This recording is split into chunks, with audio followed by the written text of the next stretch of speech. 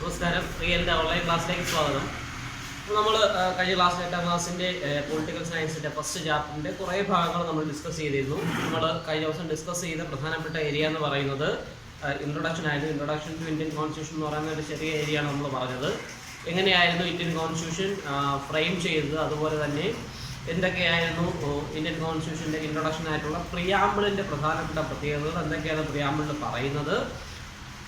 അപ്പോൾ അത്തരത്തിലുള്ള കാര്യങ്ങളാണ് നമ്മൾ എന്ത് ചെയ്തത് കഴിഞ്ഞ ദിവസം ഡിസ്കസ് ചെയ്തത്. പ്രിയാമ്പിൾ പറഞ്ഞപ്പോൾ നമ്മൾ ഒരുപാട് കാര്യങ്ങൾ ഡിസ്കസ് ചെയ്തായിരുന്നു. എന്തായിരുന്നു, എന്താണ് പ്രിയാമ്പിളിൻ്റെ അകത്ത് ഉൾപ്പെട്ടിരിക്കുന്നത്, അതുപോലെ തന്നെ ഈ പറയപ്പെടുന്ന പ്രിയാമ്പിളിൽ പറയപ്പെടുന്ന പ്രധാനപ്പെട്ട ഒബ്ജക്റ്റീവ്സ് എന്തൊക്കെയാണ്, അതുപോലെ തന്നെ ഇന്ത്യ എന്ന് പറയുന്ന സ്റ്റേറ്റിൻ്റെ ഫീച്ചേഴ്സ് എന്തൊക്കെയാണെന്നുള്ളത് നമ്മൾ ഓൾറെഡി പറഞ്ഞു കഴിഞ്ഞു. അതുപോലെ തന്നെ അതിൻ്റെ ഫ്രെയിമിങ് പറഞ്ഞു. ഇന്ത്യൻ കോൺസ്റ്റിറ്റ്യൂഷൻ എങ്ങനെയാണ് ഫ്രെയിം ചെയ്തതെന്ന് കോൺസ്റ്റിറ്റ്യൂന്റ് അസംബ്ലിയുടെ ഫോർമേഷൻ നമ്മൾ പറഞ്ഞായിരുന്നു, എന്ന് നിലവിൽ വന്നു, എന്ന് ഒപ്പുവെച്ചു, കാര്യങ്ങളെല്ലാം നമ്മൾ ഓൾറെഡി ഡിസ്കസ്ഡ് ആണ്. അപ്പോൾ നമുക്ക് ഇനി നോക്കാനുള്ള പ്രധാനപ്പെട്ട ഏരിയ എന്ന് പറയുന്നത് features of Indian constitution. Okay, നമ്മൾ പ്രിയാമ്പിളിലെ ഫീച്ചേഴ്സ് പറഞ്ഞു. അത് കൂടാതെ എന്തുണ്ട്, ഇന്ത്യൻ കോൺസ്റ്റിറ്റ്യൂഷൻ അല്ലെങ്കിൽ ഇന്ത്യൻ ഭരണഘടനയുടെ പ്രധാനപ്പെട്ട ഫീച്ചേഴ്സ് എന്തൊക്കെയാണെന്നുള്ളതാണ് നമ്മൾ ഇന്ന് നോക്കാൻ പോകുന്നത്. ഫീച്ചേഴ്സ് ഓഫ് ഇന്ത്യൻ കോൺസ്റ്റിറ്റ്യൂഷൻ നമ്മൾ ഒരെണ്ണം എഴുതാൻ വിട്ടുപോയി, അതുകൂടി എഴുതാം.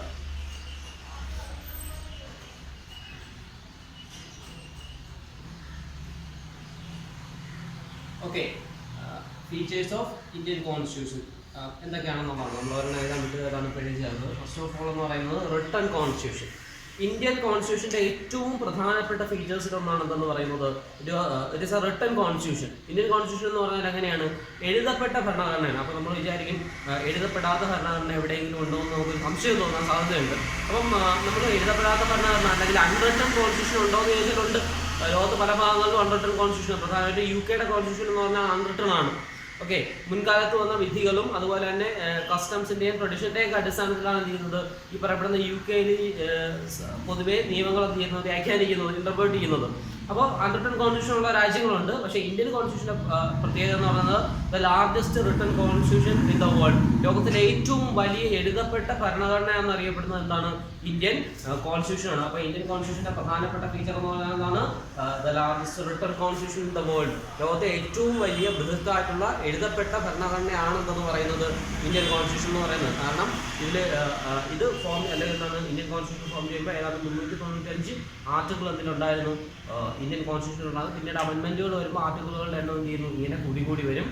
അപ്പം ഇതാണെന്തെന്ന് പറയുന്നത് ഇന്ത്യൻ കോൺസ്റ്റിറ്റ്യൂഷൻ്റെ പ്രധാനപ്പെട്ട പ്രത്യേകത എന്ന് പറയുന്നത്. നെക്സ്റ്റ് എന്ന് പറഞ്ഞാൽ എന്താണ്, ഫെഡറലിസം. ഓക്കെ, ഇന്ത്യൻ കോൺസ്റ്റിറ്റ്യൂഷൻ അല്ലെങ്കിൽ ഇന്ത്യൻ കോൺസ്റ്റിറ്റ്യൂഷൻ വിഭാവന ചെയ്യുന്ന അല്ലെങ്കിൽ ഇന്ത്യൻ കോൺസ്റ്റിറ്റ്യൂഷൻ മുന്നോട്ട് വയ്ക്കുന്ന ഏറ്റവും വലിയ ഐഡിയകളൊന്നാണ് എന്തെന്ന് പറയുന്നത് ഇന്ത്യൻ ഫെഡറലിസം എന്ന് പറയുന്നത്. ഇനി എന്താണ് ഫെഡറലിസം?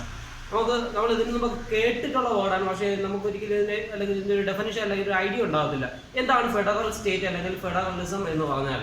ഫെഡറലിസം എന്ന് പറഞ്ഞാൽ ആ വേർഡിൻ്റെ മീനിങ് എന്ന് പറഞ്ഞാൽ existence of 2 or more sets of government. മനസ്സിലാകുന്നുണ്ടല്ലോ, 2 അതിലധികമോ ഗവൺമെൻറ്റുകളുള്ള ഒരു മേഖല അല്ലെങ്കിൽ ഒരു സ്റ്റേറ്റിനെ നമുക്ക് എന്തെന്ന് വിളിക്കാം, ഫെഡറൽ സ്റ്റേറ്റ് എന്ന് വിളിക്കാം. ഇനി എങ്ങനെയാണ്, അപ്പോൾ ഇന്ത്യ നമ്മൾ പരിഗണിക്കുക അല്ലെങ്കിൽ ഇന്ത്യ എന്ന് പറയുന്ന രാജ്യം എടുക്കുന്നു. അപ്പം ഇന്ത്യ എന്ന് ആസ് എ പൊളിറ്റിക്കൽ സ്റ്റേറ്റ്, ഇന്ത്യയിൽ 2 അതിലധികമോ ഗവൺമെൻറ്റുകളുണ്ടോ നമുക്ക് ആലോചിച്ച് നോക്കാം. അപ്പം ആലോചിക്കുമ്പോൾ നമുക്ക് മനസ്സിലാവും, ഉണ്ട്, തീർച്ചയായിട്ടും ഉണ്ട്. 2-ലധികം ഗവൺമെൻറ്റുകൾ നമ്മുടെ സ്റ്റേറ്റിലുണ്ട്. കാരണം എന്ന് വെച്ചാൽ എന്താണ്, നമുക്കൊരു യൂണിയൻ ഗവൺമെൻറ്റും ഉണ്ട്, നമുക്കൊരു സ്റ്റേറ്റ് ഗവൺമെൻറ്റും ഉണ്ട്. ഓക്കെ, അപ്പോൾ എന്താണ് existence of 2 or more sets of government. 2 or more sets of government ആവുന്നതുകൊണ്ട് തന്നെ എന്താണ്, നമുക്കൊരു സ്റ്റേറ്റ് ഗവൺമെൻറ് ഉണ്ട്, അതുപോലെ തന്നെ യൂണിയൻ ഗവൺമെൻറ് ഉണ്ട്. ഇത് രണ്ടും കൂടാതെ നമുക്ക് എന്തുണ്ട്, ലോക്കൽ സെൽഫ് ഗവൺമെൻറ്റുകളുണ്ട്, ലോക്കൽ സെൽഫ് ബോഡീസ് ഉണ്ട്. അപ്പോൾ അതുകൊണ്ട് തന്നെ നമ്മുടെ രാജ്യത്ത് അല്ലെങ്കിൽ നമ്മുടെ രാജ്യത്ത് എങ്ങനെയാണെന്ന് പറയാം, we have more than 2 sets of government. That is why India is a federal state. അപ്പോൾ അതുകൊണ്ട് തന്നെ ഇന്ത്യ എന്താണെന്ന് നമുക്ക് പറയാം, ഇന്ത്യ എന്ന് പറയുന്നത് ഒരു ഫെഡറൽ സ്റ്റേറ്റ് ആണ്. ഓക്കെ, അപ്പോൾ ഇന്ത്യൻ കോൺസ്റ്റിറ്റ്യൂഷൻ വിഭാവന ചെയ്യുന്ന അല്ലെങ്കിൽ ഇന്ത്യൻ കോൺസ്റ്റിറ്റ്യൂഷൻ മുന്നോട്ട് വയ്ക്കുന്ന ഐഡിയകളിൽ ഏറ്റവും പ്രധാനപ്പെട്ട മറ്റൊന്നെന്ന് പറഞ്ഞാൽ എന്താണ്, ഇന്ത്യയുടെ ഫെഡറലിസം അല്ലെങ്കിൽ എന്താണ്, ഇന്ത്യ എന്ന് പറയുന്നത് ഒരു ഫെഡറൽ സ്റ്റേറ്റ് ആണ്. അപ്പോൾ നമുക്ക് ഈ പറയപ്പെടുന്ന ഐഡിയകളിൽ റിട്ടൺ കോൺസ്റ്റിറ്റ്യൂഷൻ അല്ലെങ്കിൽ ഫെഡറൽ സ്റ്റേറ്റ് എന്ന് പറയുന്ന ഐഡിയകളിൽ എങ്ങനെയാണ് വന്നതെന്ന് നമുക്ക് ആലോചിക്കാം. അപ്പോൾ ഈ ഇന്ത്യ എന്ന് പറയുന്നത് നമുക്കറിയാം കുറേ കാലം എങ്ങനെയായിരുന്നു, ഇന്ത്യ എന്ന് പറയുന്നത് കൊളോണിയൽ സബ്ജുഗേഷന് കീഴിലായിരുന്നു. അതോടൊപ്പം തന്നെ എന്താണ്, ഇന്ത്യ ഇൻഡിപെൻഡൻ്റ് ആകുമ്പോൾ ലോകം കൊണ്ട് ഏറ്റവും വലിയ വെല്ലുവിളി ഇന്ത്യ നേരിടുകയാണ്. കാരണം എന്ന് വെച്ചാൽ ഇന്ത്യ എന്ത് ചെയ്യുന്നു, ഇൻഡിപെൻഡൻ്റ് ആകുന്ന അതേ സമയത്ത് തന്നെ ഇന്ത്യയിൽ പാർട്ടീഷൻ നടക്കുകയാണ്. അപ്പം മുസ്ലിം മെജോറിറ്റി ഏരിയകളെല്ലാം എങ്ങോട്ട് പോവുകയാണ്, പാകിസ്ഥാൻ എന്ന് പറയുന്ന പുതിയൊരു രാജ്യമായി മാറുകയാണ്. ഓക്കെ, അപ്പോൾ ആ ഒരു സാഹചര്യത്തിൽ എന്താണ് നമ്മളെ ഈ ഒരു എന്താണ് കൊളോണിയൽ പാസ്റ്റും അതുപോലെ തന്നെ എന്താണ് ഈ പറയപ്പെടുന്ന സെപ്പറേഷൻ്റെയൊക്കെ ഒരു അടിസ്ഥാനത്തിൽ ഇന്ത്യൻ കോൺസ്റ്റിറ്റ്യൂഷൻ എങ്ങനെയായിരിക്കണം, അല്ലെങ്കിൽ ഇന്ത്യയിലെ ജനങ്ങളെ നമ്മൾ എങ്ങനെ ട്രീറ്റ് ചെയ്യണം എന്നുള്ളതിനെ കുറിച്ച് നമ്മുടെ ലീഡേഴ്സ് എന്താണ് ഒരുപാട് ചർച്ചകൾ കോൺസ്റ്റിറ്റ്യൂഷൻ അസംബ്ലിയിലും മറ്റും നടത്തുകയും അതിൻ്റെ എല്ലാ അടിസ്ഥാനത്തിലാണ് നമ്മൾ ഈ പറയപ്പെടുന്ന ഐഡിയകളെല്ലാം എന്ത് ചെയ്യുന്നത് നമ്മൾ പിന്നീട് അഡോപ്റ്റ് ചെയ്യുന്നത്. ഓക്കെ, നമ്മളപ്പോൾ ആ ഒരു ഹിസ്റ്ററി നമ്മൾ basically മനസ്സിലാക്കിയിരിക്കുക.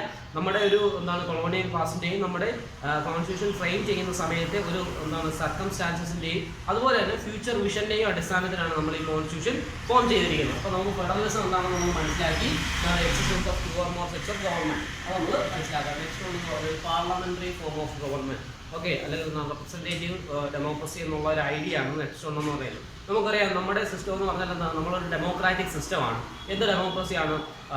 Parliamentary form of democracy ആണ്. ഓക്കെ, നമുക്ക് എന്തുണ്ട്, ഒരു പാർലമെന്റ് ഉണ്ട്. ഓക്കെ, എന്താ പാർലമെന്റ് എന്ന് പറഞ്ഞാൽ അല്ലെങ്കിൽ നമുക്കൊരു റെപ്രസെൻറ്റേറ്റീവ് ബോഡി ഉണ്ട്. That is what we called parliament. അപ്പോൾ ഇനി എന്താണ് പാർലമെന്റ് എന്നുള്ളത്? നമ്മൾ പാർലമെന്റ് എന്ന് ചോദിച്ചാൽ നമുക്ക് മനസ്സിൽ ഓടി വരുന്ന അല്ലെങ്കിൽ പാർലമെന്റ് എന്ന് പറയുമ്പോൾ നമ്മൾ കൂട്ടിച്ചേർക്കേണ്ട 3 ഘടകങ്ങൾ. First of all Lok Sabha, next ഉണ്ടെന്ന് പറയുന്നത് രാജ്യസഭ, അത് കഴിഞ്ഞാൽ പ്രസിഡന്റ്. പ്രസിഡന്റും ലോക്സഭയും രാജ്യസഭയും കൂടി ചേരുന്ന ഒരു വിങ്ങിനെയാണ് നമ്മൾ എന്താണെന്ന് വിളിക്കുന്നത്, പാർലമെന്റ് എന്ന് വിളിക്കുന്നത്. അത് നമ്മൾ മറന്നുപോയിരിക്കുക. അപ്പോൾ നമ്മുടെ ഡെമോക്രസി എന്ന് പറഞ്ഞാൽ എങ്ങനെയുള്ള ഡെമോക്രസിയാണ് എന്നുള്ളത് നമ്മൾ ആലോചിക്കാം. നമുക്ക് എങ്ങനെയുള്ള ഡെമോക്രസിയാണുള്ളത്? ഒരു പാർലമെന്ററി ഫോം ഓഫ് ഡെമോക്രസി. ഇനി എന്താണ് പാർലമെന്ററി ഫോം ഓഫ് ഡെമോക്രസി എന്ന് പറഞ്ഞാൽ? അതായത് ജനങ്ങൾ നേരിട്ട് എന്ത് ചെയ്യുന്നു, അവരുടെ ജനപ്രതിനിധികളെ എന്ത് ചെയ്യുന്നു, തിരഞ്ഞെടുക്കുന്നു. അവർ പാർലമെന്റ് എന്ത് ചെയ്യുന്നു, രാജ്യത്തിന് വേണ്ടി അല്ലെങ്കിൽ ആ ജനങ്ങൾക്ക് വേണ്ടി എന്ത് ചെയ്യുന്നു, ഡെമോക്രാറ്റിക്കലി വർക്ക് ചെയ്യുന്നു. This is what we called parliamentary form of democracy. അപ്പം ജനങ്ങളാലാണ് എന്ത് ചെയ്യപ്പെടുന്നത്, അവിടെ ജനങ്ങൾ തിരഞ്ഞെടുക്കപ്പെടുന്നത്. അതുകൊണ്ട് തന്നെ എന്താണ് സിസ്റ്റം എന്ന് പറഞ്ഞാൽ ഒരു പാർലമെന്ററി ഫോമാണ്. That is what we called parliamentary form of government അല്ലെങ്കിൽ പാർലമെന്ററി ഫോം ഓഫ് ഡെമോക്രസി എന്ന് നമുക്ക് അതിൽ നിന്ന് പറയാൻ പറ്റും. ഓക്കെ, അത് സംശയമൊന്നും ഉണ്ടാകാൻ സാധ്യതയില്ല. അപ്പോൾ എന്താണ് പാർലമെന്ററി ഫോം ഓഫ് ഗവൺമെന്റ് എന്ന് നമ്മൾ പറഞ്ഞു കഴിഞ്ഞു. അപ്പോൾ അത് മനസ്സിലാക്കുക. നെക്സ്റ്റ് ഒന്ന് സെപ്പറേഷൻ ഓഫ് പവർ. എന്താണ് സെപ്പറേഷൻ ഓഫ് പവർ എന്ന് പറയുന്നത്? നമുക്കറിയാം നമ്മുടെ രാജ്യം എന്ന് പറയുന്നത് ഡെമോക്രാറ്റിക് വണ്ണാണ്. അവിടെ എന്തില്ല, there is no concentration of power. Power ഒരിക്കലും 1 or 2 ആളുകളുടെ കയ്യിൽ എന്ത് ചെയ്യപ്പെടുന്നില്ല, കോൺസെൻട്രേറ്റ് ചെയ്യപ്പെടുന്നില്ല. നമുക്കറിയാം നമ്മൾ ഈ കോളനൈസേഷൻ്റെ സമയത്ത് എന്താണ് കുറച്ച് ബ്രിട്ടീഷുകാരുടെ കൈകളിലായിരുന്നു അധികാരം. നെക്സ്റ്റ് അതിന് മുമ്പായിരുന്നെങ്കിൽ നമുക്കറിയാം എന്തായിരുന്നു, power was concentrated in the hands of monarchs. നമുക്കിവിടെ രാജഭരണമായിരുന്നു ഉണ്ടായിരുന്നു. അതിൻ്റെ പ്രത്യേകത അല്ലെങ്കിൽ മൊണാർക്കിക്കൽ സിസ്റ്റത്തിൻ്റെ പ്രത്യേകത എന്താണ്, ഇവിടെ ഒരാളായിരിക്കും ഭരിക്കുന്നത്, അയാളായിരിക്കും തീരുമാനം എടുക്കുന്നത്. ആർക്കും എന്ത് ചെയ്യാൻ പറ്റത്തില്ല, എന്താണ് ഒരു ജനങ്ങൾക്കും എന്ത് ചെയ്യാൻ പറ്റത്തില്ല. They cannot question the instructions or orders from the top. അല്ലെങ്കിൽ എന്താണ് മൊണാർക്കിൽ നിന്നുള്ള എന്താണ് ഉത്തരവുകളെയോ അല്ലെങ്കിൽ എന്താണ് മൊണാർക്ക് മുന്നോട്ട് വയ്ക്കുന്ന ആശയങ്ങളെയോ ഒന്നും ഒരിക്കലും എന്ത് ചെയ്യാൻ പറ്റത്തില്ല, ക്വസ്റ്റ്യൻ ചെയ്യാൻ പറ്റത്തില്ല. അപ്പോൾ ആ ഒരു ഫോം ഓഫ് ഗവൺമെന്റ് ആണ് നമ്മൾ മൊണാർക്കി എന്ന് വിളിക്കുന്നത്. അപ്പം നമ്മൾ ആ മൊണാർക്കിയിൽ നിന്ന് മാറി നമ്മൾ എന്ത് അഡോപ്റ്റ് ചെയ്തു, ഡെമോക്രസി അഡോപ്റ്റ് ചെയ്തു. അപ്പോൾ എന്താണ് ഡെമോക്രസി എന്ന് പറയുമ്പോൾ തന്നെ എബ്രഹാം ലിങ്കൺ വലിയൊരു ഡെഫിനേഷൻ നൽകുന്നത്. എന്താണ്, of the people, by the people, for the people. അത് നമ്മൾ മനസ്സിലാക്കുക. ജനങ്ങളാൽ എന്താണ് ജനങ്ങൾക്ക് വേണ്ടി ഭരിക്കുന്ന ഒരു സിസ്റ്റമാണ് നമ്മൾ എന്തെന്ന് വിളിക്കുന്നത്, ഡെമോക്രസി എന്ന് വിളിക്കുന്നത്. അപ്പോൾ ഈ ഡെമോക്രാറ്റിക് സിസ്റ്റത്തിൽ എന്ത് ഉണ്ടാവരുത്, മൊണാർക്കിയിലെ പോലെ എന്തുണ്ടാവരുത്, പവർ ഒരിക്കലും ഒരാളുടെ കയ്യിൽ കോൺസെൻട്രേറ്റ് ചെയ്യരുത്. അപ്പോൾ എന്താണ് അവിടെ ആ ഡെഫിനിഷനിൽ നിന്ന് തന്നെ നമുക്ക് മനസ്സിലാക്കുന്നതാണ് ജനങ്ങളാൽ ജനങ്ങൾക്ക് വേണ്ടി എന്നുള്ളതാണ്. അപ്പോൾ ഭരിക്കുന്നത് ആരാണ്, ജനങ്ങളാണ് അല്ലെങ്കിൽ ജനപ്രതിനിധികളാണ്. ഓക്കെ, അപ്പോൾ അതുകൊണ്ട് തന്നെ അവിടെ എന്തില്ല, അവിടെ കോൺസെൻട്രേഷൻ ഓഫ് പവർ അല്ല, മറിച്ച് അവിടെ എന്താണുള്ളത്, there exist decentralisation of power. Power എന്ത് ചെയ്തിരിക്കുകയാണ്, ഡീസെൻട്രലൈസ് ചെയ്യുക, എന്താ താഴേക്ക് അല്ലെങ്കിൽ താഴെത്തട്ടിലേക്ക് എന്ത് ചെയ്യാണ്, വിന്യസിക്കുകയാണ്. അപ്പോൾ അതുകൊണ്ട് തന്നെ അവിടെ എന്തില്ലെന്ന് പറയാം, അവിടെ എന്തില്ല, കോൺസെൻട്രേഷൻ ഓഫ് പവർ അല്ല, മറിച്ച് എന്തുണ്ട്, സെപ്പറേഷൻ ഓഫ് പവർ ഉണ്ട്. അപ്പോൾ നമുക്ക് എങ്ങനെയാണ് സെപ്പറേഷൻ ഓഫ് പവർ നമ്മുടെ രാജ്യത്ത് നിന്ന് എടുക്കുന്നതെന്ന് നമുക്ക് ചെക്ക് ചെയ്യാം. നമ്മൾ നമ്മുടെ ഗവൺമെന്റിനെ എടുക്കുന്നു. ഗവൺമെന്റിന്റെ പവർ ഏതെങ്കിലും ഒരാളുടെ കയ്യിൽ ചെയ്യുന്നില്ല, കോൺസെൻട്രേറ്റ് ചെയ്യുന്നില്ല. ഗവൺമെന്റിന്റെ പവർ തന്നെ എന്ത് ചെയ്യണം, 3ആയിട്ട് ഡിവൈഡ് ചെയ്ത് പോവുകയാണ്. എങ്ങനെയാണ്, ലെജിസ്ലേച്ചർ, എക്സിക്യൂട്ടീവ്, ജുഡീഷ്യറി. അപ്പോൾ ഇതിനെയാണ് നമ്മൾ അതെന്ന് വിളിക്കുന്നത് സെപ്പറേഷൻ ഓഫ് പവർ എന്ന് വിളിക്കുന്നത്. ഒരു ഗവൺമെന്റ് അകത്ത് പവർ ഈ തരത്തിലാണ് സെപ്പറേറ്റ് ചെയ്യുന്നത്. ഈ 3 ഘടകങ്ങൾ, ലെജിസ്ലേച്ചർ, എക്സിക്യൂട്ടീവ്, ജുഡീഷ്യറി, ഈ 3 എന്താണ്, these are the 3 branches of government. ഗവൺമെന്റിന്റെ 3 ബ്രാഞ്ചസിനെയാണ് നമ്മൾ ലെജിസ്ലേച്ചർ എന്നും എക്സിക്യൂട്ടീവ് എന്നും ജുഡീഷ്യറി എന്നും പറയുന്നത്. ഇനി ഇതിൽ പറയപ്പെടാത്ത ഒരു 4th പില്ലർ കൂടിയുണ്ട്, പക്ഷേ നമ്മൾ ജനറലി മെൻഷൻ ചെയ്യാറില്ല. അത് മീഡിയയാണ് നമ്മൾ എന്തായിട്ട് പറയുന്നത്, 4th പില്ലറായിട്ട് പറയുന്നത്. പക്ഷെ അത് സാധാരണ എന്ത് ചെയ്യുന്നില്ല, ഒഫീഷ്യലി നമ്മൾ അതിനൊരു ഫോർത്ത് പില്ലർ ആയിട്ട് കണക്കാക്കാറില്ല. പക്ഷേ മീഡിയ എന്ന് പറയുന്നത് ജനങ്ങൾ, എന്താണ്, ഗവൺമെന്റും ജനങ്ങൾക്കും ഇടയിൽ ഒരു ഇന്റർമീഡിയറ്റ് ആയിട്ട് നിൽക്കുന്നത് കൊണ്ടാണ് മീഡിയ എന്ന് വിളിക്കുന്നത് fourth pillar, the unknown fourth pillar എന്നാണ് പറയപ്പെടുന്നത്. ഓക്കെ, അപ്പൊ അതുകൊണ്ട് നമ്മൾ അതിനെ അങ്ങനെ എപ്പോഴും മെൻഷൻ ചെയ്യേണ്ട കാര്യമില്ല. പക്ഷേ ഈ 3 ബ്രാഞ്ചസ്, ലെജിസ്ലേച്ചർ, എക്സിക്യൂട്ടീവ്, ജുഡീഷ്യറി, ഇത് 3 ഒന്നാണ് ഗവൺമെന്റ് ബ്രാഞ്ചസ് ആണ്. അപ്പോൾ നമ്മൾ ഈ ഗവൺമെന്റ് എടുക്കുമ്പോൾ ഗവൺമെന്റ് അധികാരം എന്ന് പറയുന്നത് ഒരിക്കലും ലെജിസ്ലേച്ചറിലോ എക്സിക്യൂട്ടീവിലോ ജുഡീഷ്യറിയിലോ കോൺസെൻട്രേറ്റ് ചെയ്യുന്നില്ല. മറിച്ച് എങ്ങനെയാണ്, it divided into legislature, executive and to judiciary. അപ്പോൾ എന്തിലേക്ക്, ജുഡീഷ്യറിയിലേക്കും ലെജിസ്ലേച്ചറിലേക്കും എക്സിക്യൂട്ടീവിലേക്കും ഈ ഗവൺമെന്റിന്റെ പവറിനെ എന്ത് ചെയ്യുന്നു, ഡിവൈഡ് ചെയ്യുന്നു. ഇനി എന്ത് പവറാണ് ഡിവൈഡ് ചെയ്യുന്നത് നോക്കാം. നമുക്ക് ലെജിസ്ലേച്ചറിന്റെ ഡ്യൂട്ടി നമുക്ക് പരിശോധിക്കാം. എന്താണ് ലെജിസ്ലേച്ചർ എന്ന് പറയുന്ന വേർഡിൽ തന്നെയുണ്ട്. ലെജിസ്ലേച്ചറിന്റെ ഡ്യൂട്ടി എന്താണ്, ലെജിസ്ലേഷൻ ആണ് എന്തെന്ന് പറയുന്നത്, ലെജിസ്ലേച്ചറിന്റെ ഡ്യൂട്ടി എന്ന് പറയുന്നത്. ഇനി അപ്പോൾ എന്താ ലെജിസ്ലേഷൻ? ലെജിസ്ലേഷൻ എന്ന് വെച്ചാൽ എൻ്റെ മലയാളം എന്നാണ് നിയമനിർമ്മാണം. ലെജിസ്ലേഷൻ മീൻസ് നിയമനിർമ്മാണം. അപ്പോൾ ലെജിസ്ലേച്ചർ ആണ് എന്ത് ചെയ്യുന്നത്, നിയമം നിർമ്മിക്കുന്നത്. അത് നമുക്കറിയാം. അപ്പോൾ അതേ സമയത്ത് നമ്മൾ എക്സിക്യൂട്ടീവിനെ എടുക്കുക. എന്താണ് എക്സിക്യൂട്ടീവിന്റെ ഫംഗ്ഷൻ? അപ്പോൾ ലെജിസ്ലേഷൻ നിയമം നിർമ്മിക്കുന്നത്, ലെജിസ്ലേച്ചറിലൂടെ നമ്മൾ എന്ത് ചെയ്യുന്നു, നിയമം നിർമ്മിക്കുന്നെങ്കിൽ എക്സിക്യൂട്ടീവിന്റെ ഫംഗ്ഷൻ എന്താണ്, എക്സിക്യൂട്ട് ദ ലോ. എന്താണ്, ലെജിസ്ലേച്ചർ നിർമ്മിച്ച നിയമം എന്ത് ചെയ്യുക, നടപ്പിലാക്കുക. നിയമം നിർമ്മിക്കുന്നത് ലെജിസ്ലേച്ചർ ആണ്, അപ്പോൾ അത് നടപ്പിലാക്കുന്നത് ആരാണ്, എക്സിക്യൂട്ടീവ് ആണ്. Okay, then what is the role of judiciary? ഇപ്പോൾ എന്താണ് ഈ ജുഡീഷ്യറി റോൾ എന്ന് പറയുന്നത്? അപ്പോൾ ഈ എന്താണ് നിർമ്മിച്ച നിയമം എന്ത് ചെയ്യുക, ജുഡീഷ്യറിയിലൂടെയാണ് എന്ത് ചെയ്യപ്പെടുന്നത്, ഇന്റർപ്രറ്റ് ചെയ്യുന്നത്. ഓക്കെ, ജുഡീഷ്യറിയിലൂടെയാണ് എന്ത് ചെയ്യുന്നത്, ഇന്റർപ്രറ്റ് ചെയ്യുന്നത്. അപ്പോൾ ജുഡീഷ്യറിയുടെ കേസ് പറയുമ്പോൾ നമ്മൾ ഒരു വേർഡ് കൂടി മനസ്സിലാക്കുക, ജുഡീഷ്യൽ റിവ്യൂ. ഇതാണ് ജുഡീഷ്യൽ റിവ്യൂ. ഇതൊരു ജുഡീഷ്യറിയുടെ എക്സ്ട്രാ പവർ ആണെന്നൊക്കെ നമുക്ക് തോന്നും ഈ ജുഡീഷ്യൽ റിവ്യൂ എന്ന് പറയുന്നത്. അപ്പോൾ എന്താണ് ജുഡീഷ്യൽ റിവ്യൂ എന്ന് പറഞ്ഞാൽ നമ്മൾ മനസ്സിലാക്കുക. അപ്പോൾ ഏതെങ്കിലും ഒരു നിയമം എന്ത് ചെയ്യുന്നു, നമ്മുടെ പാർലമെന്റിലൂടെയാണ് എന്ത് ചെയ്യുന്നത്, നിയമം പാസ്സാകുന്നത്. നമുക്കറിയാം ലെജിസ്ലേഷൻ നടക്കുന്നത്. അപ്പോൾ ഈ ലെജിസ്ലേച്ചറിലൂടെ പാസ്സാകുന്ന ഒരു നിയമം നോക്കുമ്പോഴത്തേക്കും, അല്ലെങ്കിൽ എന്താണ് അതിനെ ഒന്ന് വ്യാഖ്യാനിക്കുമ്പോൾ നമുക്ക് തോന്നി നമ്മുടെ കോൺസ്റ്റിറ്റ്യൂഷനിലെ ഏതെങ്കിലുമൊക്കെ ഫണ്ടമെന്റൽ പ്രൊവിഷനുകൾക്കെതിരാണ് ഒരു പുതിയ നിയമം വരുന്നത്. ഓക്കെ, ഫോർ എക്സാമ്പിൾ ഒരു നിയമം വരുന്നു, അത് എന്താണ് നമ്മുടെ ജനങ്ങളുടെ എന്താണ് അവകാശങ്ങളെ ലംഘിക്കുന്ന തരത്തിലാണ് ആ നിയമം വരുന്നത്. അങ്ങനെയാണെങ്കിൽ എന്ത് ചെയ്യാം, ജുഡീഷ്യറിക്ക് എന്ത് ചെയ്യാം, അതിൽ ഇടപെടാം. എന്താണ്, judiciary can review the law. എന്താണ്, ലെജിസ്ലേച്ചറിലൂടെ കടന്നു വരുന്ന നിയമത്തെ എന്ത് ചെയ്യാം, റിവ്യൂ ചെയ്യാം. എന്താണ്, നമുക്ക് പുനഃപരിശോധിക്കാം. എന്നിട്ട് എന്ത് ചെയ്യാം, if it is against Indian constitution, Indian ഭരണഘടനയ്ക്ക് എതിരാണ് ആ നിയമമെങ്കിൽ എന്ത് ചെയ്യാം, ജുഡീഷ്യറിക്ക് they can declare this as null and void. എന്താണ്, ഈ പറയപ്പെടുന്ന ഒരു ലെജിസ്ലേഷനെ എന്തായിട്ട് അസാധുവായിട്ട് പ്രഖ്യാപിക്കാം. ഓക്കെ, ആ നിയമത്തെ എന്തായിട്ട് പ്രഖ്യാപിക്കാം, അസാധുവായിട്ട് പ്രഖ്യാപിക്കാം. ഈ പവറിനെയാണ് നമ്മൾ എന്തെന്ന് പറയുന്നത്, ജുഡീഷ്യൽ റിവ്യൂ എന്ന് പറയുന്നത്. ഓക്കെ, അപ്പോൾ ഇന്ത്യൻ ഭരണഘടനയ്ക്ക് എതിരാണെങ്കിൽ മാത്രമേ ജുഡീഷ്യറിക്ക് എന്ത് ചെയ്യാൻ പറ്റൂ, ജുഡീഷ്യൽ റിവ്യൂ നടത്താൻ പറ്റൂ. അപ്പോൾ ഇവിടെ നമ്മൾ പരിശോധിക്കാം, ഈ പറയപ്പെടുന്ന 3 ബ്രാഞ്ചുകളിലൂടെ എന്താണ് സംഭവിക്കുന്നത്. ഈ 3 ബ്രാഞ്ചസിലൂടെ എന്താണ് സംഭവിക്കുന്നത്? ഇവിടെ ഏതെങ്കിലും ഒരു ബ്രാഞ്ചസിൽ പവർ കോൺസെൻട്രേറ്റ് ചെയ്യുന്നുണ്ടോ? ഇല്ല. മറിച്ച് എന്താണ്, ഈ 3 ബ്രാഞ്ചസിനിടയിലേക്ക് എന്ത് ചെയ്യാണ്, പവർ എന്ത് ചെയ്യാണ്, സെപ്പറേറ്റ് ചെയ്യാണ്. ഇനി നമ്മൾ പരിശോധിക്കണം ഇവിടെ എന്താണ് സംഭവിക്കുന്നതെന്ന്, അല്ലെങ്കിൽ ഇവിടെയാണ് എങ്ങനെയാണ് പവർ ഷെയറിങ് നടക്കുന്നതെന്ന് നോക്കാം. നിയമം നിർമ്മിക്കാനുള്ള അവകാശം ആർക്ക് മാത്രം, അല്ലെങ്കിൽ അധികാരം ആർക്ക് മാത്രം, ലെജിസ്ലേച്ചറിന്. നിയമം നടപ്പിലാക്കാനുള്ള അവകാശം ആർക്ക് മാത്രം, എക്സിക്യൂട്ടീവിന്. അത് ഇന്റർപ്രറ്റ് ചെയ്യാനുള്ള അധികാരം ആർക്ക് മാത്രം, ജുഡീഷ്യറിക്ക്. മനസ്സിലാവുന്നുണ്ടല്ലോ. അപ്പോൾ ജുഡീഷ്യറിക്ക് നിയമം നിർമ്മിക്കാൻ സാധിക്കത്തില്ല, എക്സിക്യൂട്ടീവിന് അത് ഇന്റർപ്രറ്റ് ചെയ്യാൻ സാധിക്കത്തില്ല, ലെജിസ്ലേച്ചറിന് എന്ത് ചെയ്യാൻ പറ്റത്തില്ല, നടപ്പിലാക്കാനും പറ്റത്തില്ല. എന്താണ്, ലെജിസ്ലേച്ചറിന് നിർമ്മിക്കുക, എക്സിക്യൂട്ടീവ് നടപ്പിലാക്കുക, ജുഡീഷ്യറി ഇന്റർപ്രറ്റ് ചെയ്യുക. മനസ്സിലാവുന്നുണ്ടല്ലോ. അപ്പോൾ അതുകൊണ്ട് ഓരോരുത്തർക്കും ഓരോ ഡ്യൂട്ടിയാണ്, അല്ലെങ്കിൽ പവർ ഈ തരത്തിലാണ് സെപ്പറേറ്റ് ചെയ്തിരിക്കുന്നത്. അപ്പം എന്താണ്, ഇവിടെ ഒരു ബ്രാഞ്ചും, അല്ലെങ്കിൽ എന്താണ് ഗവൺമെന്റ് ഒരു ബ്രാഞ്ചും എന്താണ് ഗവൺമെന്റിന്റെ മറ്റൊരു ബ്രാഞ്ചിനെ എന്ത് ചെയ്യാൻ പറ്റത്തില്ല, ഓവർലാപ്പ് ചെയ്യാൻ സാധിക്കത്തില്ല. ഓക്കെ, മനസ്സിലായല്ലോ. അപ്പൊ അതുകൊണ്ട് തന്നെ ഈ പറയപ്പെടുന്ന ബ്രാഞ്ചുകൾക്കിടയിൽ എന്തുണ്ട്, there exists a check and balance. ഈ 3 സിസ്റ്റങ്ങൾക്കിടയിൽ ഒരു ചെക്ക് ആൻഡ് ബാലൻസ്. അപ്പോൾ എന്താണ്, ഒരു ബ്രാഞ്ച് മറ്റൊരു ബ്രാഞ്ചിനെ ഓവർലാപ്പ് ചെയ്യാതെ അവിടെ എന്ത് നിലനിൽക്കുന്നുണ്ട്, ഒരു ചെക്ക് ആൻഡ് ബാലൻസ് സിസ്റ്റം നിലനിൽക്കുന്നുണ്ട്. ഓക്കെ, അപ്പോൾ അതുകൊണ്ട് തന്നെ നമ്മുടെ രാജ്യത്തെ പവർ സെപ്പറേഷൻ എന്ന് പറഞ്ഞാൽ ഈ തരത്തിലാണ്. മനസ്സിലാവുന്നുണ്ടല്ലോ. പവർ സെപ്പറേഷൻ എന്ന് പറയുന്നത് എങ്ങനെയാണ്, ലെജിസ്ലേച്ചർ, എക്സിക്യൂട്ടീവ്, ജുഡീഷ്യറി, ഈ പറയപ്പെടുന്ന 3 ബ്രാഞ്ചസിലൂടെയാണ് എന്ത് ചെയ്യപ്പെടുന്നത്, പവർ സെപ്പറേറ്റ് ചെയ്യപ്പെടുന്നത്. അപ്പോൾ ഇതാണ് എന്താണ് ഇന്ത്യൻ കോൺസ്റ്റിറ്റ്യൂഷന്റെ മറ്റൊരു പ്രധാനപ്പെട്ട ഫീച്ചർ എന്ന് പറയുന്നത്, എന്ത്, സെപ്പറേഷൻ ഓഫ് പവേഴ്സ്. അതിൽ എന്തെങ്കിലും സംശയം ഉണ്ടെങ്കിൽ നന്നായിട്ട് വായിച്ചു നോക്കുക, ചോദിക്കുക. നെക്സ്റ്റ് വൺ എന്ന് പറയുന്നത് fundamental rights. Okay, fundamental right നമുക്ക് ഷോർട്ട് ഫോമിൽ എഴുതാം, ഫണ്ടമെന്റൽ റൈറ്റ്. ഇനി എന്താണ് ഫണ്ടമെന്റൽ റൈറ്റ്, അല്ലെങ്കിൽ എന്താണ് ഇന്ത്യൻ കോൺസ്റ്റിറ്റ്യൂഷന്റെ ഏറ്റവും പ്രധാനപ്പെട്ട, അല്ലെങ്കിൽ എങ്ങനെയാണ് ഇന്ത്യൻ കോൺസ്റ്റിറ്റ്യൂഷന്റെ ഏറ്റവും പ്രധാനപ്പെട്ട ഫീച്ചറായിട്ട് ഫണ്ടമെന്റൽ റൈറ്റ് മാറിയത് എന്നുള്ളതാണ് നമ്മൾ ചെക്ക് ചെയ്യുന്നത്. എന്താണ് ഫണ്ടമെന്റൽ റൈറ്റ് എന്ന് നമുക്ക് നോക്കാം. നമ്മൾ ഒരുപാട് കേട്ടിട്ടുണ്ട്, നമുക്ക് ഒരുപാട് അവകാശങ്ങളെ കുറിച്ച് നമ്മൾ കേട്ടിട്ടുണ്ട്. എന്താണ്, നമുക്ക് ഒരുപാട് റൈറ്റുകൾ അല്ലെങ്കിൽ എന്താണ് ഒരുപാട് അവകാശങ്ങൾ നമുക്കുണ്ടെന്ന് നമ്മൾ പറയും. അപ്പോൾ അതിലേതൊക്കെയാണ് ഫണ്ടമെന്റൽസ്, അല്ലെങ്കിൽ എന്താണ് ഫണ്ടമെന്റൽ റൈറ്റ്, അല്ലെങ്കിൽ അതെങ്ങനെ ഇന്ത്യൻ കോൺസ്റ്റിറ്റ്യൂഷനിലെ പ്രധാനപ്പെട്ട ഫീച്ചറായി മാറുന്നു എന്നുള്ളതാണ് നമ്മൾ ഡിസ്കസ് ചെയ്യുന്നത്. ഈ ഫണ്ടമെന്റൽ റൈറ്റ് എന്ന് പറയുന്ന ഐഡിയ നമ്മൾ ഇന്ത്യൻ കോൺസ്റ്റിറ്റ്യൂഷനിൽ ഇന്ത്യ കോൺസ്റ്റിറ്റ്യൂഷൻ ഫ്രെയിം ചെയ്യുമ്പോൾ തന്നെ നമ്മൾ അഡോപ്റ്റ് ചെയ്തതാണ്. നമുക്ക് ഇന്ത്യയിൽ തന്നെ ഒറിജിനേറ്റ് ചെയ്തതൊന്നുമല്ല, നമ്മളിത് മറ്റൊരു രാജ്യത്ത് നിന്ന് കടമെടുത്തതാണ്. That is from USA. എന്താണ്, USA-യുടെ കോൺസ്റ്റിറ്റ്യൂഷനിൽ നിന്നും നമ്മൾ കടമെടുത്ത ഒരു ഐഡിയ ആണ് എന്തെന്ന് പറയുന്നത് ഫണ്ടമെന്റൽ റൈറ്റ് എന്നുള്ളത്. USA-യുടെ കോൺസ്റ്റിറ്റ്യൂഷനിൽ നിന്നും കടമെടുത്തതാണ്. അപ്പോൾ നമുക്കറിയാം, നമ്മൾ ഒരുപാട് കാര്യങ്ങൾ അഡോപ്റ്റ് ചെയ്തിട്ടുണ്ട്. അതിൽ ഏറ്റവും പ്രധാനപ്പെട്ട ഒന്നാണെന്ന് പറയുന്നത് ഫണ്ടമെന്റൽ റൈറ്റ് എന്ന് പറയുന്നത് നമ്മൾ കടമെടുത്ത ഒന്നാണ്.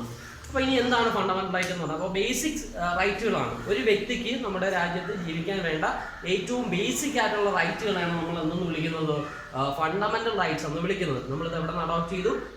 From USA. എന്താണ്, യുണൈറ്റഡ് സ്റ്റേറ്റ്സ് ഓഫ് അമേരിക്ക. അപ്പോൾ USA-യുടെ കോൺസ്റ്റിറ്റ്യൂഷന് മറ്റൊരു പ്രത്യേകത ഉണ്ട്. ലോകത്തെ ഏറ്റവും ചെറിയ കോൺസ്റ്റിറ്റ്യൂഷനിൽ ഒന്നാണ് എന്തെന്ന് പറയുന്നത് അമേരിക്കൻ കോൺസ്റ്റിറ്റ്യൂഷൻ എന്ന് പറയുന്നത്. അപ്പോൾ USA-യുടെ കോൺസ്റ്റിറ്റ്യൂഷനിൽ നിന്നാണ് നമ്മളിത് അഡോപ്റ്റ് ചെയ്തത്. ഇനി എന്താണ് ഫണ്ടമെന്റൽ റൈറ്റ് എന്ന് പറഞ്ഞാൽ? These are the basic rights of citizens. എന്താണ്, സിറ്റിസൺസിന്റെ അല്ലെങ്കിൽ ജനങ്ങളുടെ ഏറ്റവും ബേസിക് ആയിട്ടുള്ള റൈറ്റുകളാണെന്ന് പറയുന്നത് നമ്മൾ ഫണ്ടമെന്റൽ റൈറ്റുകൾ എന്ന് പറയുന്നത്. ഓക്കെ, ബേസിക് ആയിട്ടുള്ള റൈറ്റുകളാണെന്ന് വിളിക്കുന്നത് ഫണ്ടമെന്റൽ റൈറ്റുകൾ എന്ന് വിളിക്കുന്നത്. ഇനി എന്താണ് ഒരു റൈറ്റ്? നമുക്കറിയാം, നമ്മൾ അവകാശം നമ്മൾ ഇടയ്ക്കിടയ്ക്ക് പറയുന്നുണ്ട്. പക്ഷേ എന്താണ് അവകാശം? അപ്പോൾ നമുക്ക് റൈറ്റിന് കൃത്യമായിട്ട് നമുക്ക് അല്ലെങ്കിൽ ഒരു ഡെഫിനിഷൻ നൽകാൻ സാധിക്കണം. ഓക്കെ, അപ്പോൾ എന്താണ്, റൈറ്റ്സ് ആർ റീസണബിൾ ക്ലെയിംസ്. നമ്മൾ മുന്നോട്ട് വയ്ക്കുന്ന റീസണബിൾ ആയിട്ടുള്ള എന്താണ് ക്ലെയിമുകളാണെന്ന് പറയുന്നത് റൈറ്റ്സ് എന്ന് പറയുന്നത്. അപ്പം ഈ ക്ലെയിമുകൾ എങ്ങനെയായിരിക്കണം? It should be accepted or demanded by a whole society. അപ്പോൾ ഒരു വലിയ സമൂഹം എന്ത് ചെയ്യണം? മുന്നോട്ട് വയ്ക്കുന്ന റീസണബിൾ ക്ലെയിം ആയിരിക്കണം എന്ന് പറയുന്നത് റൈറ്റ് എന്ന് പറയുന്നത്. അതുപോലെ തന്നെ എന്ത് ചെയ്തിരിക്കണം? It should be accepted by the law. Okay, അപ്പോൾ എന്താണ്, റീസണബിൾ ക്ലെയിമാണ്, അത് മുന്നോട്ട് വയ്ക്കുന്നത് എന്താണ്, ഒരു ഹോൾ സൊസൈറ്റി ആയിരിക്കണം അത് മുന്നോട്ട് വയ്ക്കുന്നത്. And it should be accepted by the law. നിയമം മുഖേന എന്ത് ചെയ്തിരിക്കണം? അത് അംഗീകരിച്ചിരിക്കണം, റെക്കഗ്നൈസ് ചെയ്തിരിക്കണം, റെക്കഗ്നൈസ്ഡ് ബൈ ദി ലോ. അപ്പോൾ ഇതിനെയാണ് നമ്മൾ എന്ന് വിളിക്കുന്നത് റൈറ്റ് എന്ന് വിളിക്കുന്നത്. അപ്പം നമുക്ക് ഇനി എന്താണ് ഫണ്ടമെന്റൽ റൈറ്റ് എന്ന് നമുക്ക് നോക്കാം. അപ്പം ഇന്ത്യൻ കോൺസ്റ്റിറ്റ്യൂഷൻ എടുക്കുകയാണെങ്കിൽ ആർട്ടിക്കിൾ 12 to 35 എന്ന് പറയുന്നത് 12 to 35 എന്ന് പറയുന്നത് എന്താണ്? ഫണ്ടമെന്റൽ റൈറ്റ്സ് ആണ്. ഓക്കെ, ആർട്ടിക്കിൾ 12 മുതൽ 35 വരെയാണ് എന്ത് ഉൾപ്പെടുത്തിയിരിക്കുന്നത്? ഫണ്ടമെന്റൽ റൈറ്റ് ഉൾപ്പെടുത്തിയിരിക്കുന്നത്. അപ്പോൾ നമുക്കറിയാം, നമുക്കൊരു കൊളോണിയൽ പാസ്റ്റ് ഉണ്ട്. അപ്പം നമുക്കൊരു കൊളോണിയൽ പാസ്റ്റ് ഉള്ളത് എന്താണ്, ആ കോളനൈസേഷൻ കാലഘട്ടത്തിൽ നമ്മുടെ രാജ്യത്ത് ജനങ്ങൾക്ക് ആർക്കും ഇല്ലാതിരുന്ന അല്ലെങ്കിൽ ജനങ്ങൾ എൻജോയ് ചെയ്യാൻ സാധിക്കാതിരുന്ന കുറേ കാര്യങ്ങളാണെന്ത് നമ്മൾ ഫണ്ടമെന്റൽ റൈറ്റിനകത്ത് ഉൾപ്പെടുത്തിയിരിക്കുന്നത്. കാരണം എന്ന് വെച്ചാൽ നമ്മൾ എന്താണ്, ബ്രിട്ടീഷ് കൊളോണിയലിസത്തിന് കീഴിലായിരിക്കുമ്പോൾ നമുക്ക് എന്തില്ല, ഫ്രീഡം ഇല്ല, നമുക്ക് കൃത്യമായിട്ട് എന്ത് ചെയ്യത്തില്ല, നമ്മുടെ റൈറ്റുകളൊന്നും എൻജോയ് ചെയ്യാൻ സാധിക്കത്തില്ല. അപ്പോൾ അതുകൊണ്ട് തന്നെ നമുക്ക് ഈ കൊളോണിയൽ പാസ്റ്റ് ഉള്ളത് കൊണ്ട് തന്നെ നമ്മുടെ ഫ്യൂച്ചർ ഒരിക്കലും അത്തരത്തിലൊരു സബ്ജുഗേഷന് കീഴിലാകരുത്, അല്ലെങ്കിൽ ആ തരത്തിൽ ആയിരിക്കലും നമ്മൾ ഒരിക്കലും എന്ത് ചെയ്യാനുള്ളത് ജീവിക്കേണ്ടത് എന്നൊരു ഐഡിയ എന്താണ് നമ്മുടെ ലീഡേഴ്സിന്റെ മനസ്സിലുണ്ടായതുകൊണ്ടാണ് എന്ത് ഈ പറയപ്പെടുന്ന ഫണ്ടമെന്റൽ റൈറ്റുകളുള്ള കാര്യങ്ങൾ ഇന്ത്യൻ കോൺസ്റ്റിറ്റ്യൂഷനിൽ ഉൾപ്പെടുത്തിയിരിക്കുക. അപ്പം ആർട്ടിക്കിൾ 12 to 35 ആണ് നോർമലി എന്തായിട്ട് പറയുന്നത്, നമ്മൾ ഫണ്ടമെന്റൽ റൈറ്റ് ആയിട്ട് പറയുന്നത്. അപ്പം 12ഉം 13ഉം സാധാരണയായിട്ട് what is law, what is state, എന്താണ് നിയമം, എന്താണ് സ്റ്റേറ്റ് എന്നുള്ളതിനെ കുറിച്ച് മെൻഷൻ ചെയ്യുന്നു. അത് നമ്മൾ അത്രയും ഡീപ്പായിട്ട് പഠിക്കേണ്ട കാര്യമല്ല, നമ്മൾ ജസ്റ്റ് ഒന്ന് അറിഞ്ഞിരുന്നാൽ മാത്രം മതി. Then what is 14 to 18? Article 14 to 18 നമ്മൾ ഫണ്ടമെന്റൽ റൈറ്റ് ആയിട്ട് പഠിച്ചു തുടങ്ങുന്ന അവിടെ മുതലാണ്. ഓക്കെ, ഫണ്ടമെന്റൽ റൈറ്റ് ആയിട്ട് പഠിച്ചു തുടങ്ങുന്നത് ആർട്ടിക്കിൾ 14 to 18 എന്താണ്? Right to equality, right to equality. Then 18 to 22 എന്താണ്? Right to freedom. 19 to 22 right to freedom. 23 and 24 എന്താണ്? Right against exploitation, right against exploitation. Then എന്താണ്? 25 to 28 right to religion, right to religion. Then 29 and 30 എന്താണ്? Cultural and educational rights. Then 31 എന്ന് പറയുന്നത് ഇപ്പോൾ fundamental right അല്ല. 32 constitutional remedies.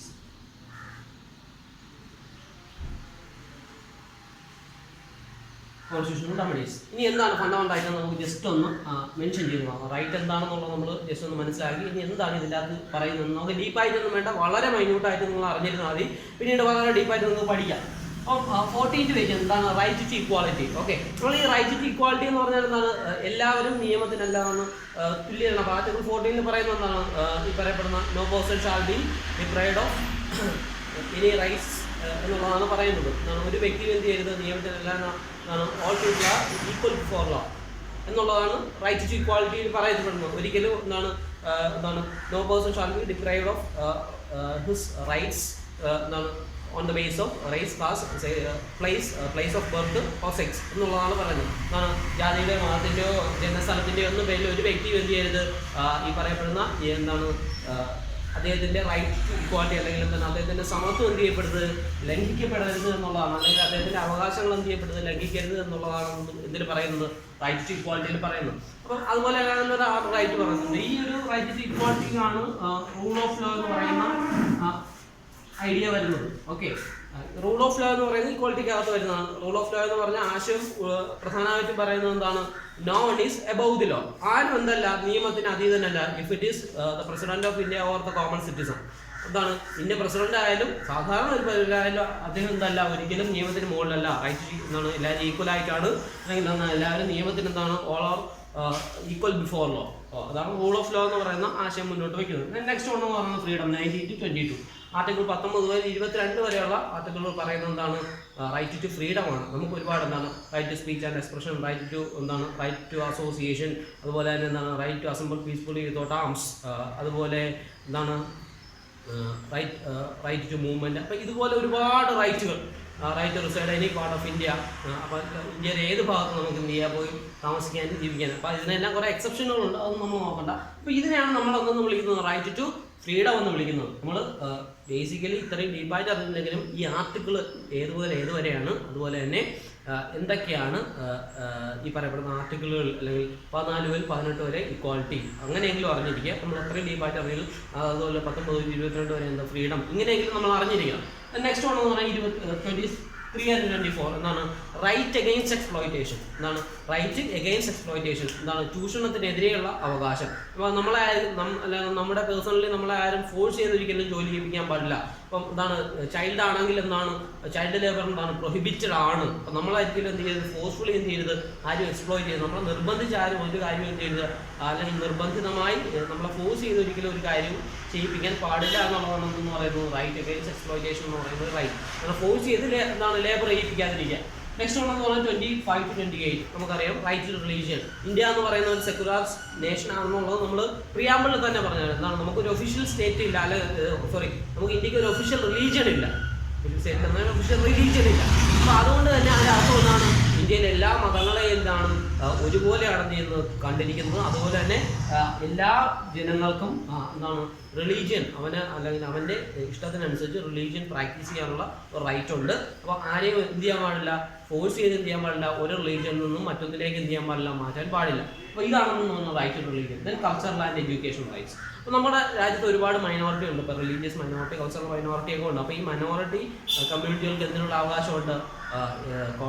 Education institution തുടങ്ങാനും ആ education ഇൻസ്റ്റിറ്റ്യൂഷനുകളിൽ റിസർവേഷൻ എന്തുണ്ട്?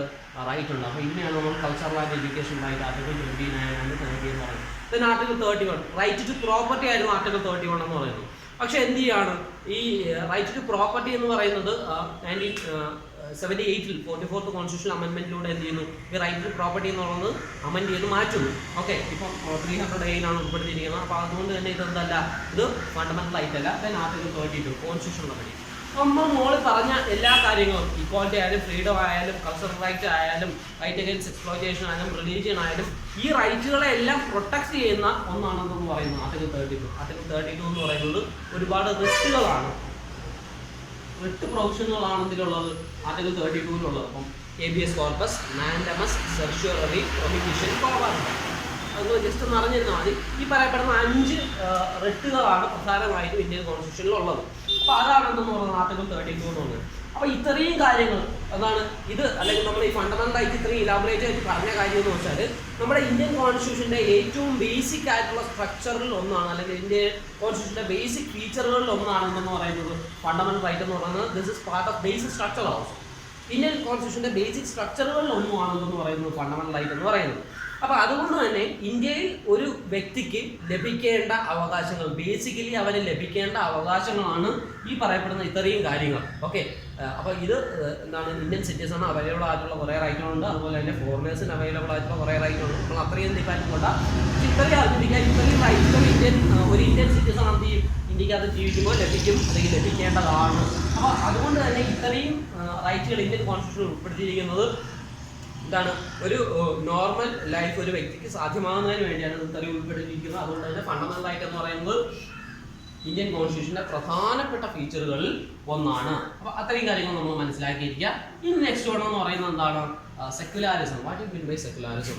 എന്താണ് സെക്യുലാരിസം എന്ന് പറയുന്നത്? നമുക്കറിയാം, ബേസിക്കലി ഇന്ത്യ എന്ന് പറയുന്ന രാജ്യം നമ്മൾ എടുക്കുകയാണെങ്കിൽ ഇന്ത്യക്ക് എന്തില്ല, it doesn't have any official religion. ഇന്ത്യക്ക് എന്തില്ല, she doesn't have any official religion. ഇന്ത്യക്ക് എന്തില്ല, ഒരു ഒഫീഷ്യൽ റിലീജിയൻ ഇല്ല.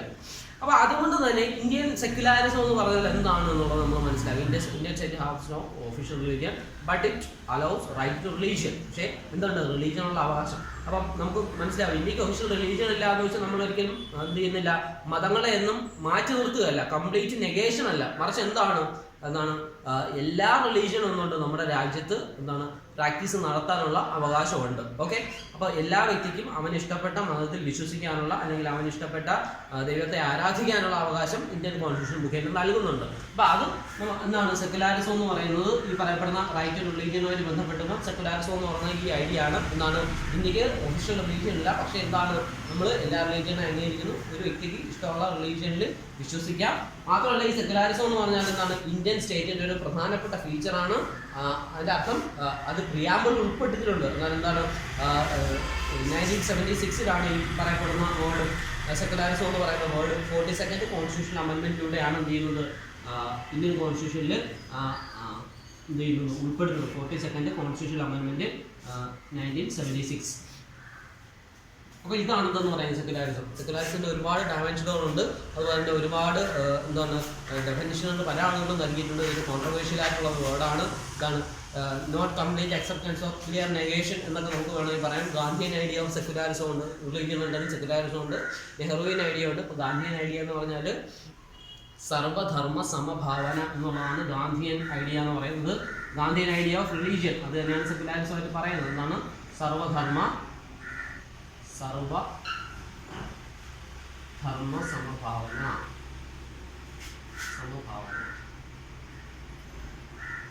ഇതാണ് ഗാന്ധിയൻ ഐഡിയ. അതുപോലെ തന്നെ നെഹ്റുവിയൻ ഐഡിയ. നെഹ്റു പറയുന്നത് ധർമ്മനിരപേക്ഷത എന്നാണ്. ധർമ്മനിരപേക്ഷത. ഇത് വെസ്റ്റേൺ നാഷനുണ്ട്, ഇന്ത്യൻ നാഷനുണ്ട്. ഇപ്പോൾ ഇന്ത്യൻ നാഷനാണ് ഈ പറയപ്പെടുന്ന ആളുകളൊക്കെ പറയുന്നത്. എന്താണ്, നമുക്കൊരിക്കലും റിലീജിയനെ നമുക്കൊരിക്കലും പൊളിറ്റിക്സിൽ നിന്ന് മാറ്റി നിർത്താൻ പറ്റുന്നതാണ് ഗാന്ധി പറയുന്നത്. പക്ഷേ നെഹ്റു അങ്ങനെയല്ല പറയുന്നത്. റിലീജിയൻ എന്ന് പറഞ്ഞാൽ ഒരു സെപ്പറേറ്റ് ഇരിക്കുകയാണ്, പൊളിറ്റിക്സ് എന്ന് പറഞ്ഞാൽ ഒരു സെപ്പറേറ്റ് ഇരിക്കുകയാണ്. അതുകൊണ്ട് തന്നെ ഒരിക്കലും സ്റ്റേറ്റിൻ്റെ അഫയേഴ്സിൽ റിലീജിയൻ എന്ത് ചെയ്യേണ്ട, ഉൾക്കൊള്ളേണ്ട എന്നാണ് നെഹ്റു പറയുന്നത്. അപ്പോൾ ഇങ്ങനെ പലതരത്തിലുള്ള കോൺട്രവേഴ്ഷ്യൽ ആയിട്ടുള്ള വ്യൂഡുകൾ നമ്മൾ ബേസിക്കലി മനസ്സിലാക്കുക. സെക്യുലാരിസം എന്തെന്ന് ചോദിച്ചാൽ ഇന്ത്യക്ക് എന്തില്ല, ഒരു ഒഫീഷ്യൽ റിലീജിയൻ ഇല്ല, പക്ഷേ എന്തുകൊണ്ട് ഇന്ത്യയിൽ ഓരോ വ്യക്തിക്കും അവനവൻ്റേതായിട്ടുള്ള റിലീജിയൻ അല്ലെങ്കിൽ റിലീജിയസ് പ്രാക്ടീസസ് നടത്താനുള്ള അവകാശമുണ്ട്. ദാറ്റ് മീൻസ് ഇന്ത്യ എന്ന് പറയുന്ന രാജ്യം എല്ലാ റിലീജിയനും എന്ത് ചെയ്യുന്നു, അക്സെപ്റ്റ് ചെയ്യുന്നു എന്നുള്ളതാണ് എന്ന് പറയുന്നത് സെക്യുലാരിസം എന്ന് പറയുന്നത്. നെക്സ്റ്റ് കൊണ്ടുവന്നത് ഫണ്ടമെന്റൽ ഡ്യൂട്ടീസ്. അപ്പോൾ ഫണ്ടമെന്റൽ ഡ്യൂട്ടീസ് എന്ന് ടെക്സ്റ്റിൽ കൊടുത്തിട്ടില്ല, പക്ഷേ നമുക്ക് എന്നാലും ജസ്റ്റ് ഒന്ന് അറിഞ്ഞിരിക്കുക എന്താണ് ഫണ്ടമെന്റൽ ഡ്യൂട്ടീസ് എന്ന് ജസ്റ്റ് ഒന്ന് അറിഞ്ഞിരിക്കുക. അതിനാണ് പറയുന്നത് നമുക്ക് ഒരുപാട് റൈറ്റ്സ് ഉണ്ട്. ഓക്കെ, നമുക്ക് ഒരുപാട് റൈറ്റ്സ് ഉള്ളതുപോലെ തന്നെ നമുക്കൊന്നുണ്ട് കുറേ ഡ്യൂട്ടികളുണ്ട്. അപ്പം ഈ റൈറ്റ്സിൻ്റെയും ഡ്യൂട്ടിയുടെയും ഡിഫറൻസ് പറയുന്നതെന്ന് വെച്ചാൽ ഫണ്ടമെന്റൽ റൈറ്റ്സ് എന്ന് പറഞ്ഞാൽ ജസ്റ്റീഷ്യബിളാണ്. നമ്മുടെ ഫണ്ടമെന്റൽ റൈറ്റ് ലംഘിച്ചു എന്ന് പറഞ്ഞാൽ നമുക്ക് കോടതിയിൽ പോകാൻ പരാതി കൊടുക്കാൻ നമുക്ക് എന്ത് ചെയ്യാം, നമുക്ക് റെമഡി നേടാം. പക്ഷേ ഡ്യൂട്ടീസിന് അങ്ങനെയല്ല. ഡ്യൂട്ടീസ് എന്തല്ല, നോൺ ജസ്റ്റീഷ്യബിൾ ആണ്.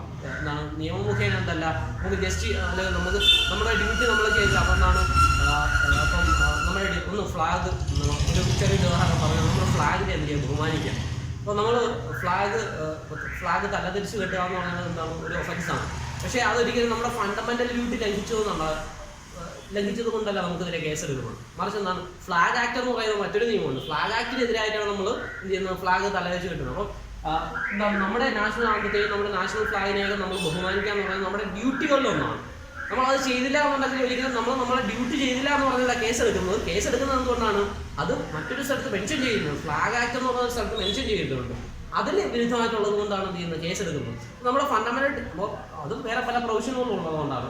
നമ്മുടെ ഫണ്ടമെന്റൽ ഡ്യൂട്ടീസ് എന്ന് പറഞ്ഞാൽ എന്താ പറയുക, ജസ്റ്റീഷ്യബിൾ അല്ല. മറിച്ച് എങ്ങനെയാണ് ഒരു ഡ്യൂട്ടി ആയിട്ട് ഒരു വ്യക്തിക്ക് എന്താണ് കോൺസ്റ്റിറ്റ്യൂഷൻ മുഖേന നൽകിയിരിക്കുന്ന കുറേ ഡ്യൂട്ടികളുണ്ട്. അപ്പോൾ നമ്മൾ ബേസിക്കലി മനസ്സിലാക്കുക, നമുക്ക് റൈറ്റ് ഉള്ളതുപോലെ തന്നെ നമുക്ക് ഡ്യൂട്ടീസും ഉണ്ട്. നമുക്ക് ഡ്യൂട്ടീസും റൈറ്റ്സും it can be consider two sides of the same coin എന്ന് നമുക്ക് വേണമെങ്കിൽ പറയാം. അപ്പോൾ ഡ്യൂട്ടി ചെയ്തെങ്കിൽ മാത്രമേ നമ്മൾ റൈറ്റ് ക്ലെയിം ചെയ്യാനുള്ള എന്താണ് ഒരു മോറൽ റൈറ്റ് നമുക്ക് ഉണ്ടാകത്തുള്ളൂ. അപ്പോൾ അത് നമ്മൾ ബേസിക്കലി മനസ്സിലാക്കുക. അപ്പോൾ ഇതൊക്കെയാണ് എന്തെന്ന് പറയുന്നത് ഇന്ത്യൻ കോൺസ്റ്റിറ്റ്യൂഷൻ്റെ പ്രധാനപ്പെട്ട ഫീച്ചേഴ്സ് എന്ന് പറയുന്നത്. അപ്പോൾ നമ്മൾ ഈ പ്രധാനപ്പെട്ട ഫീച്ചേഴ്സ് എല്ലാം നമ്മൾ പഠിച്ചു വയ്ക്കുക. എക്സാമിന് ചോദിക്കുന്ന 5 മാർക്ക് ക്വസ്റ്റ്യൻ ആണ്. അപ്പോൾ ഇതെല്ലാം നിങ്ങൾ നോക്കുന്ന സംശയങ്ങളൊന്നും ചോദിക്കും. ശരി.